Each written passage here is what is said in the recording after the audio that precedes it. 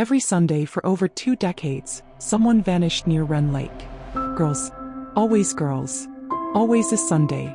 No one noticed until we forced them to. My name is Jenna Lee. This is the story of the disappearances, and the woman who survived them. The camp was called Ren Lake. On the surface, it was everything you'd expect from a summer escape. Pine cabins, s'mores by the fire, gospel hymns echoing off the water. But what no one talked about was the silence. The kind that follows you into your dreams. Between 1996 and 2021, 12 girls vanished at or around Camp Ren Lake. No arrests. No press. No bodies. Just whispered rumors quietly buried under church money and backdoor deals. But the truth didn't stay buried. Not forever. In 2022, I received a package at my studio. No return address. Inside was a battered leather journal, soaked through but legible. On the inside cover, "To whoever finds this, my name is Samantha Thorne. I survived Camp Ren Lake."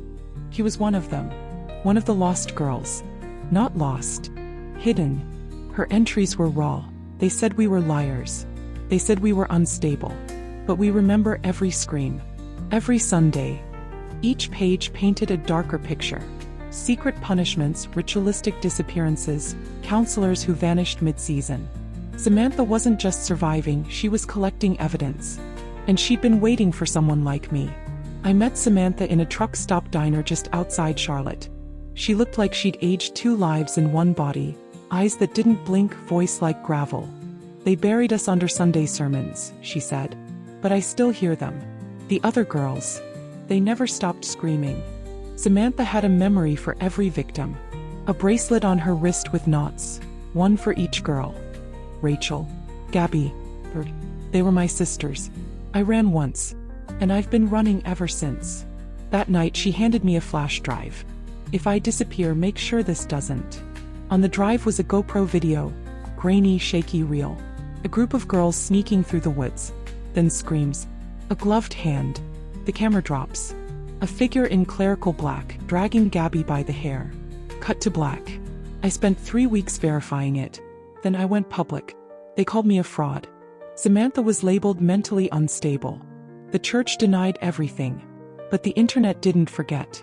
Survivors began stepping forward. Not just from Camp Ren Lake.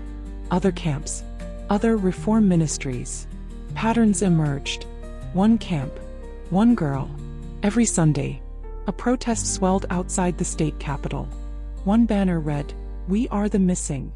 And in the middle of it all, Detective Ryan Marsh, retired, grieving father, holding a picture of his daughter. She went missing in '03. They said she ran away.